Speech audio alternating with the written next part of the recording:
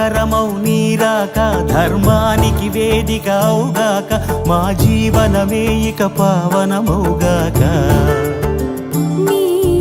పాలన శ్రీకరమౌగాక సుఖ శాంతులు సంపదలిడుగా